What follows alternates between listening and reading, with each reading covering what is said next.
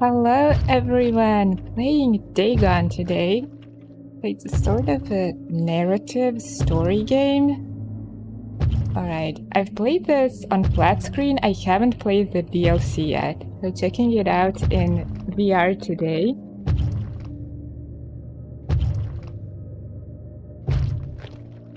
Here we go. So this is I don't think I need to go back to the main menu. I'm not even sure if I can. This is the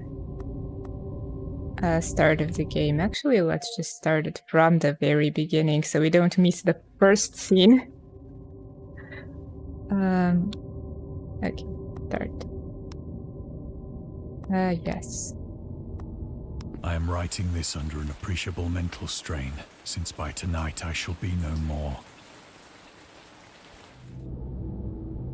I'll encounter interactive elements. Focus my eyes and look for the elder sign. Okay. So I guess I'm supposed to be... I don't know why I'm so high up above this. Wait, let's try to recenter. Okay, that's better. Oh, I am supposed to be here or something here. Penniless, and at the end of my supply of the drug which alone makes life endurable, I can bear the torture no longer, and shall cast myself from this garret window into the squalid street below. What? Do not think from my slavery to morphine that I am a weakling or a degenerate. When you have read these hastily scrawled pages, you may guess, though never fully realize, why it is that I must have forgetfulness or death.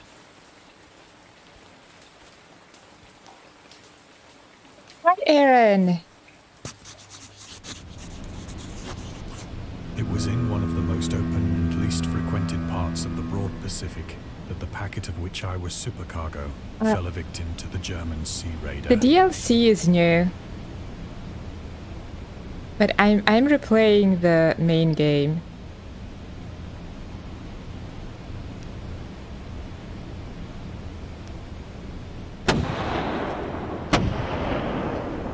I will not be reading through all of the details. The Great War was then at its very beginning, and the ocean forces of the Hun had not completely sunk to their later degradation.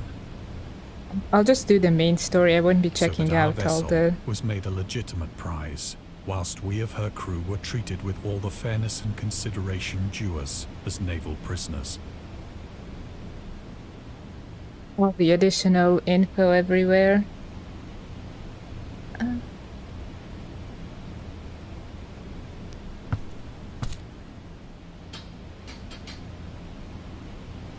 So liberal, indeed, was the discipline of our captors, that 5 days after we were taken, I managed to escape alone, in a small boat, with water and provisions for a good length of time.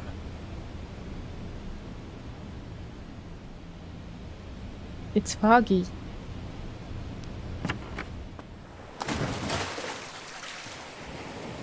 When I finally found myself adrift and free, I had but little idea of my surroundings. Never a competent navigator, I could only guess vaguely by the sun and stars that I was somewhat south of the equator. Of the longitude, I knew nothing, and no island or coastline was in sight. Yeah, and I like the voice acting. There, that's where we go. The weather kept fair, and for uncounted days I drifted aimlessly beneath the scorching sun, waiting either for some passing ship or to be cast on the shores of some habitable land.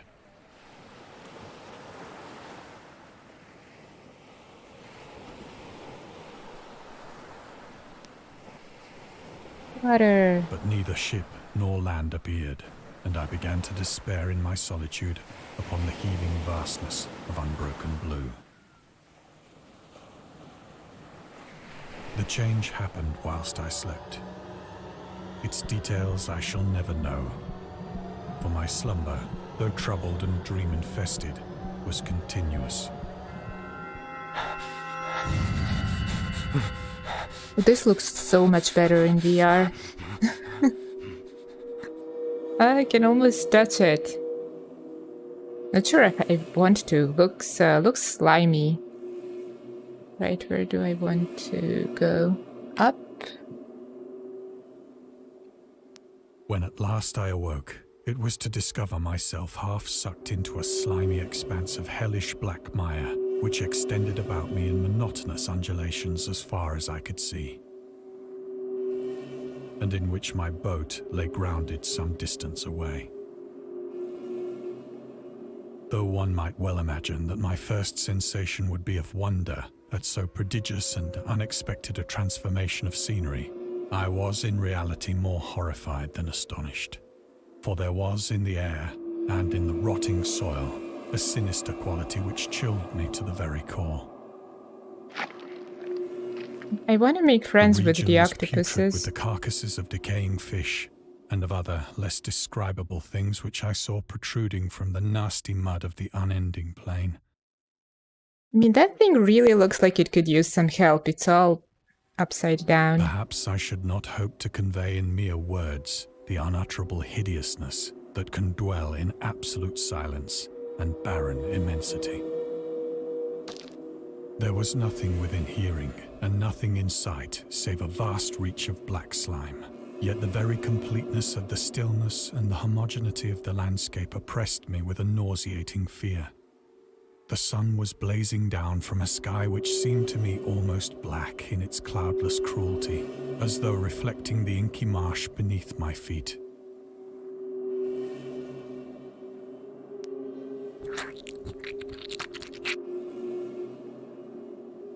As I crawled into the stranded boat, I realized that only one theory could explain my position. Through some unprecedented volcanic upheaval, a portion of the ocean floor must have been thrown to the surface, exposing regions for which innumerable millions of years had lain hidden under unfathomable watery depths. So great was the extent of the new land which had risen beneath me that I could not detect the faintest noise of the surging ocean, straining my ears as I might. Nor were there any seafowl to prey upon the dead things. These things don't eat each other? Some are still alive. For several hours I sat thinking or brooding in the boat, which lay upon its side and afforded a slight shade as the sun moved across the heavens. As the day progressed, the ground lost some of its stickiness and seemed likely to dry sufficiently for traveling purposes in a short time. That night I slept but little, and the next day I made for myself a pack containing food and water, preparatory to an overland journey in search of the vanished sea and possible rescue.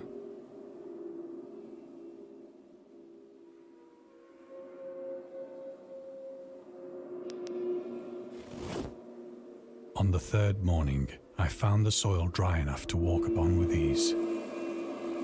The odor of the fish was maddening, but I was too much concerned with graver things to mind so slight an evil, and set out boldly for an unknown goal.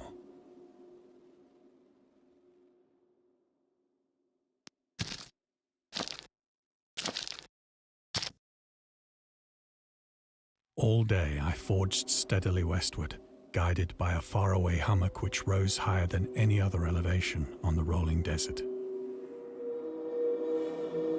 What did those belong to?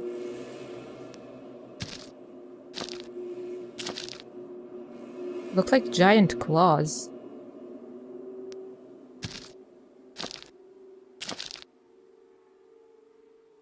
That night I encamped, and on the following day still travelled toward the hummock, though that object seemed scarcely nearer than when I had first espied it.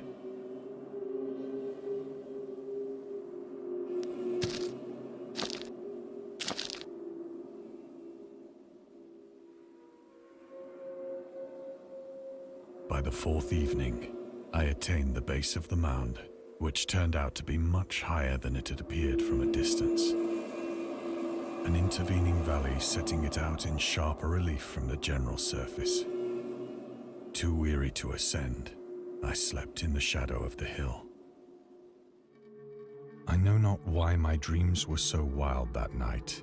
Can't imagine. But ere the waning and fantastically gibbous moon had risen far above the eastern plain, I was awake in a cold perspiration, determined to sleep no more. Such visions as I had experienced were too much for me to endure again. And in the glow of the moon I saw how unwise I had been to travel by day. Without the glare of the parching sun, my journey would have cost me less energy. Indeed, I now felt quite able to perform the ascent which had deterred me at sunset. Now he fell asleep in a boat and woke up to this. Picking up my pack, I started for the crest of the eminence.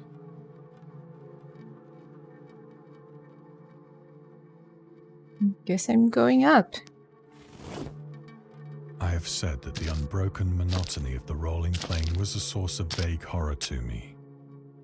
But I think my horror was greater when I gained the summit of the mound and looked down the other side into an immeasurable pit or canyon, It's dark. whose black recesses the moon had not yet soared high enough to illumine. I felt myself on the edge of the world, peering over the rim into a fathomless chaos of eternal night. Through my terror ran curious reminiscences of Paradise Lost and of Satan's hideous climb through the unfashioned realms of darkness.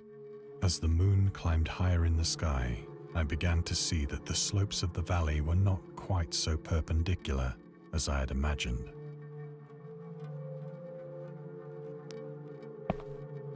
Ledges and outcroppings of rock afforded fairly easy footholds for a descent, whilst after a drop of only a few hundred feet, the declivity became very gradual.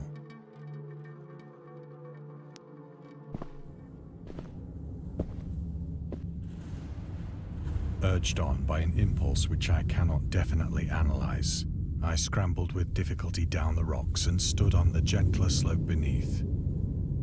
This has really good potential for an actual game, with the ability to get myself killed falling down. Gazing into the Stygian deeps, where no light had yet penetrated. Not that there's anything wrong with it, as it is. All at once, my attention was captured by a vast and singular object on the opposite slope, which rose steeply about 100 yards ahead of me. An object that gleamed whitely in the newly bestowed rays of the ascending moon.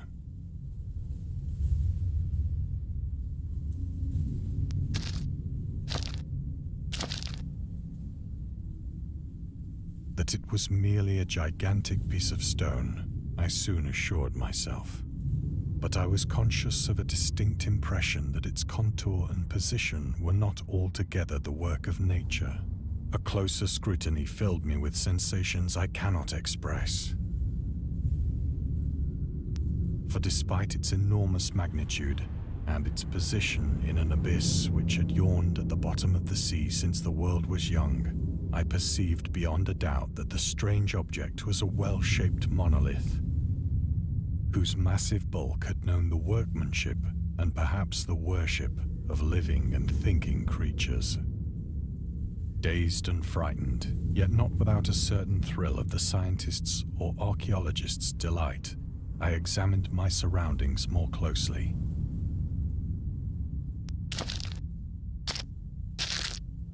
Yeah, the surroundings are delightful.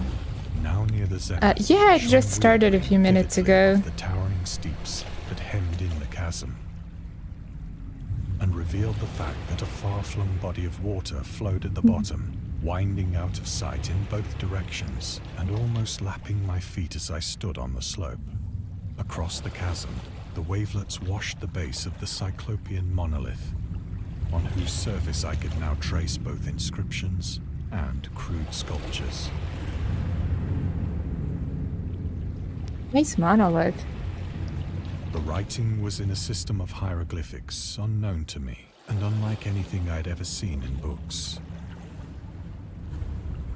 consisting for the most part of conventionalized aquatic symbols such as fishes, eels, octopi, crustaceans, mollusks, whales, and the like. I like how someone bothered to draw all that. Wonder if there's actually images in the books.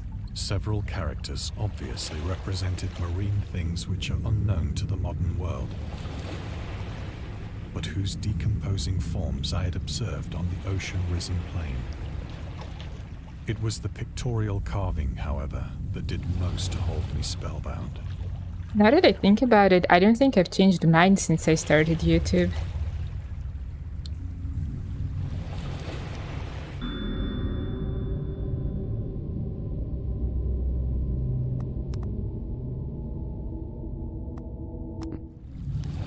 Plainly visible across the intervening water, on account of their enormous size, were an array of bas-reliefs whose subjects would have excited the envy of a doré. I think that these things were supposed to depict men, at least a certain sort of men, though the creatures were shown disporting like fishes in the waters of some marine grotto, or paying homage at some monolithic shrine which appeared to be under the waves as well. Of their faces and forms I dare not speak in detail. I wish they make one and they make it scary like this. Grow faint. Grotesque beyond the imagination of a Poe or a Bulwer. They were damnably human in general outline, despite webbed hands and feet, shockingly wide and flabby lips, glassy, bulging eyes, and other features less pleasant to recall. Curiously enough, they seem to have been chiseled badly out of proportion with their scenic background. For one of the creatures was shown in the act of killing a whale, represented as but little larger than himself. I remarked, as I say, their grotesqueness and strange size, but in a moment decided that they were merely the imaginary gods of some primitive fishing or seafaring tribe. Some tribe whose last descendant had perished eras before the first ancestor of the Piltdown or Neanderthal man was born.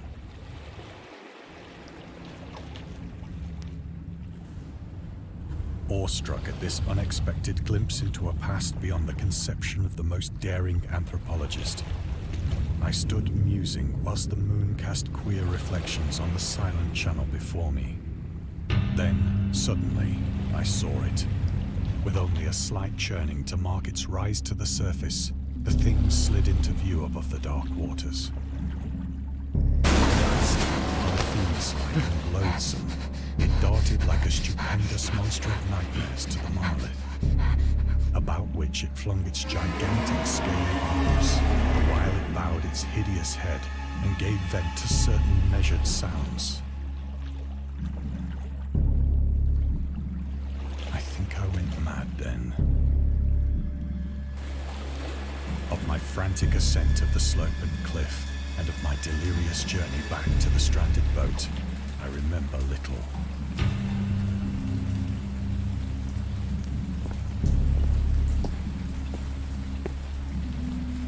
Yes, I'm not getting to know that one. I sang a great deal and laughed oddly when I was unable to sing.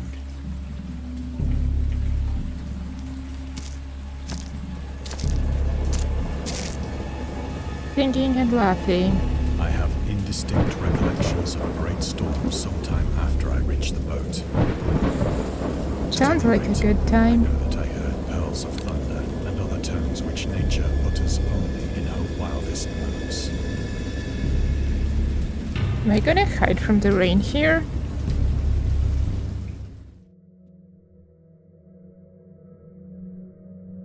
When I came out of the shadows, I was in a San Francisco hospital.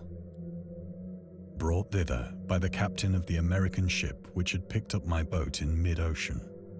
In my delirium, I had said much, but found that my words had been given scant attention.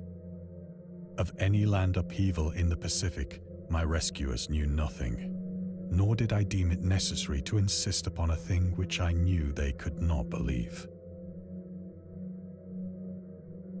Yeah, I'm out of here.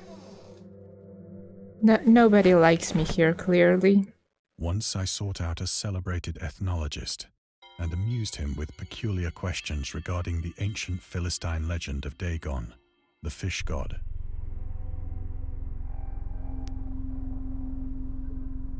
Hey, that's additional info. But soon perceiving that he was hopelessly conventional, I did not press my inquiries. No one will know you're watching YouTube.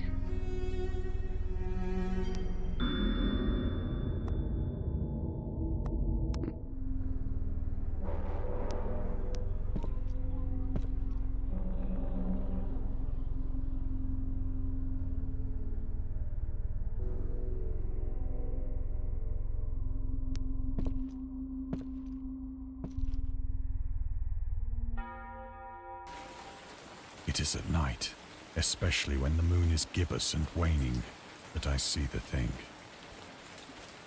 I tried morphine. Stuff like that drug has happens to given me only too. transient surcease, and has drawn me into its clutches as a hopeless slave. So now I am to end it all, having written a full account for the information or the contemptuous amusement of my fellow men.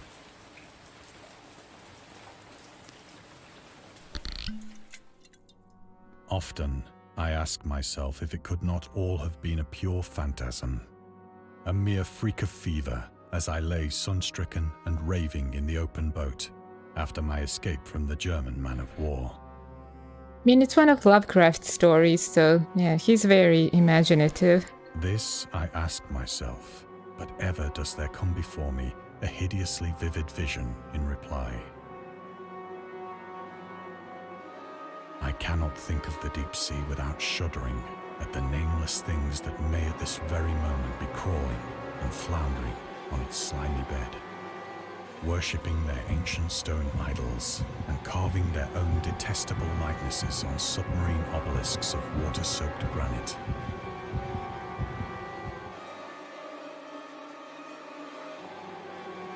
I dream of a day when they may rise above the billows to drag down into their reeking talons the remnants of puny, war-exhausted mankind. Of a day when the land shall sink and the dark ocean shall ascend amidst universal pandemonium.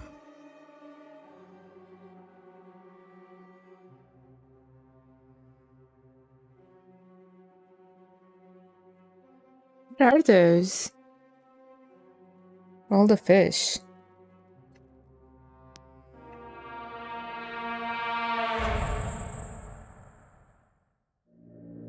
The end is near.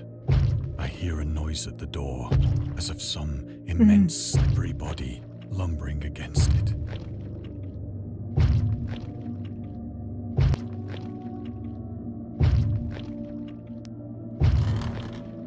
It shall not find me.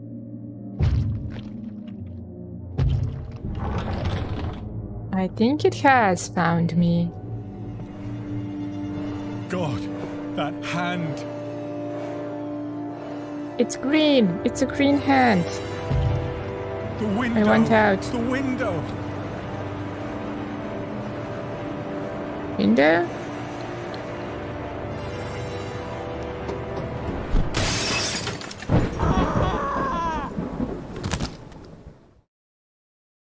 Am I okay?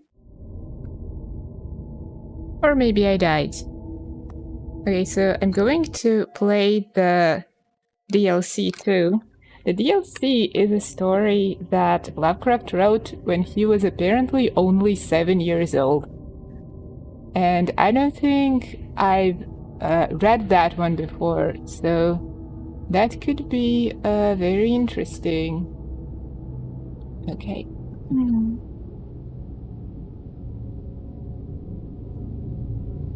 So, okay, here's my options. I want the DLC, glass bottles.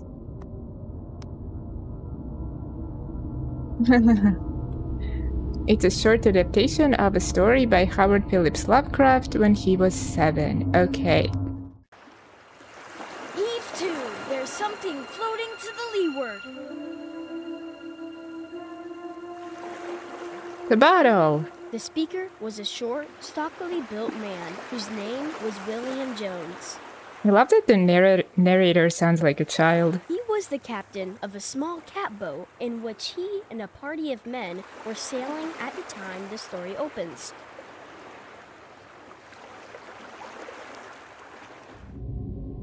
The birth of the writer. Lovecraft was born on August 20th, 1890 at 9 a.m. in Providence, Rhode Island. The exact date when The Little Glass Bottle was written is unknown. Young Howard probably penned it 1896 or 1897. The first was published more than 20 years after his death as part of the anthology The Shuttered Room and the Other Pieces. Lovecraft himself regarded The Little Glass Bottle as a youthful attempt at a humorous story. Scans of the handwritten original can be viewed in the digital repository of the Brown University, Providence. I don't think I can make decisions. No, I think it's a linear story. It just tells it just reads the story pretty much with all the nice visuals and everything.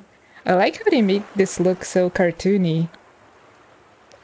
Aye, aye, sir, answered John Towers, and the boat was brought to a standstill. Captain Jones reached out his hand for the object, which he now discerned to be a glass bottle. "Nothing but a rum flask that the men on the passing boat threw over," he said, but from an impulse of curiosity, he reached out for it. It was a rum flask, and he was about to throw it away when he noticed a piece of paper in it. He pulled it out, and on it read the following. January 1st, 1864. I am John Jones, who writes this letter. My ship is fast sinking with the treasure on board. I am where it is marked on the enclosed chart. Enclosed chart? Captain Jones turned the sheet over, and the other side was a chart. On the edge were written these words. Dotted lines represent course we took. Towers, said Captain Jones excitedly. Read this. Towers did as he was directed. I think it would pay to go, said Captain Jones. Do you? Just as you say, replied Towers. We'll charter a schooner this very day, said the excited captain. All right, said Towers. All right then. What do I click to go? There.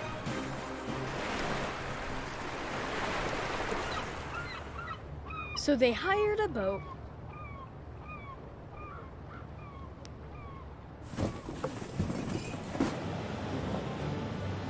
And started off, governed by the dotted lines of the chart.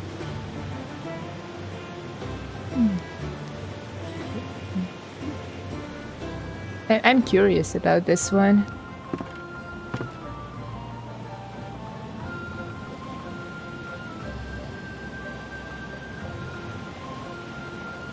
Compass. Lovecraft learned to read at the age of 4. He quickly became interested in exact sciences, especially chemistry. As a 9-year-old, he even started publishing his own amateur magazine, the Scientific Gazette, and sometime later the series The Chemistry. Around 1900, the future master of horror developed an interest in Antarctica and began writing treatises on expeditions to the continent. This undoubtedly influenced one of his famous works, At the Mountains of Madness, written 30 years later. As a 12-year-old, Lovecraft discovered astronomy, which he later considered his most moving experience. Realizing the immensity of the cosmos had a huge impact on his worldview and work, laying the foundations for the cosmic horror genre. The majesty of the concept of an expanding universe still makes me shudder in a unique manner. Oh, let's see what happens.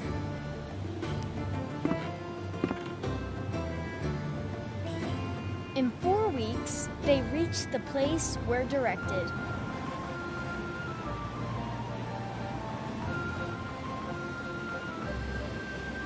Can't ring the bell? And the divers went down.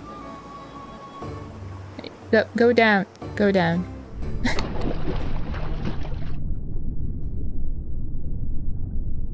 Oh, I'm also going down. Hey, this looks a bit scary just because going down. There's this boat. Right, let's go down.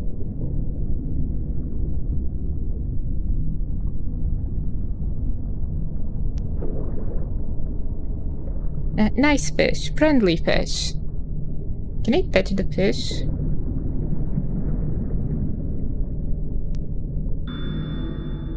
Whipple Van Buren Phillips, Lovecraft's grandfather, was a very important figure in his life. As the writer said himself, my beloved grandfather became the center of my universe. Van Buren Phillips introduced his grandson to various works of art he brought from his travels, exchanged letters with him, and helped him develop his passions. He largely replaced Lovecraft's dead father. Interestingly, he also cured him of his fear of the dark by encouraging him to walk through a series of dark rooms. Young Howard's grandfather was probably the only family member to tell Lovecraft improvised mystery tales, which undoubtedly influenced his later work. Alright. Let's continue.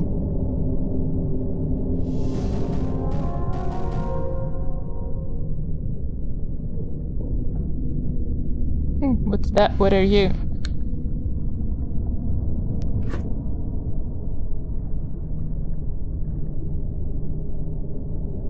Back up? And came up with an iron bottle. They found in it the following lines scribbled on a piece of brown paper.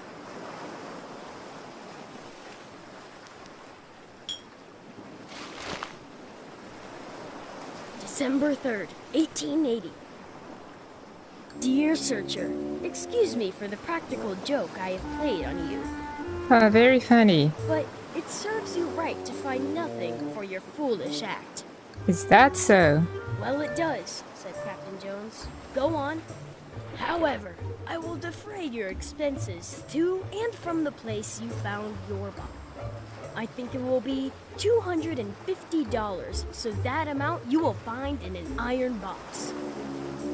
250 zeros. I know where you found the bottle, because I put this bottle here. And the iron box. And then found a good place to put the second bottle. Yeah, the suit does look a bit like a headless body. Hoping the enclosed money will defray your expenses, some I close. Yeah, that's what happens when you watch too many horror games. Anonymous.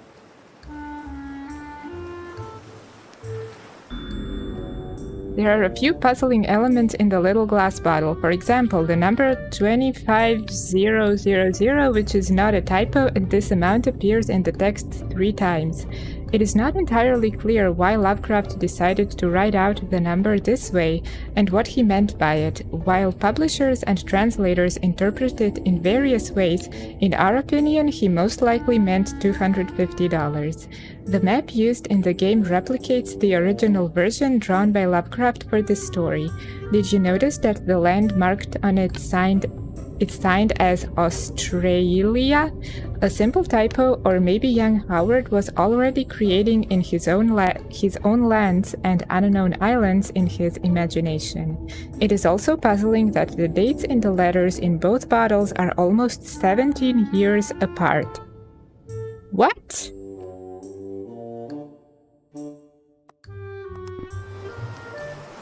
So like 17 years later, the guy decided, oh, no one found the treasure. I'll just add the other letter here to say I'm sorry and give him compensation.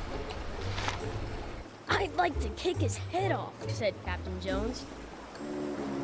Here, diver, go and get the $250. Going back there?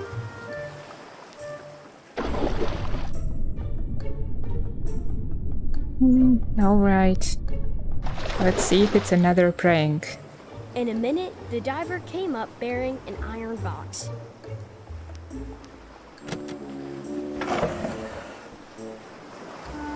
Inside it was found $250. It defrayed their expenses, but I hardly think that they will ever go to a mysterious place as directed by a mysterious bottle. I totally would.